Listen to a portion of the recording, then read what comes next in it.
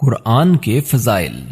Number 1، قرآن قیامت کے دن پڑھنے والوں کی سفارش کرے گا۔ نمبر 2، ہر حرف پر 10 نیکیاں ملیں گی۔ نمبر 3، صاحب قرآن سے کہا جائے گا کہ قرآن شریف پڑھتا جا اور جنت کی بلند درجات پر چڑھتا جا، بس تیرا مرتبہ وہی ہے جہاں آخری آیت پر پہنچے۔ نمبر 4، دل کا زنگ دور کرے گا۔ نمبر 5، قرآن شریف پڑھنے سے اللہ سے محبت بڑھتی ہے، اللہ سے قریب ہو جاتا ہے۔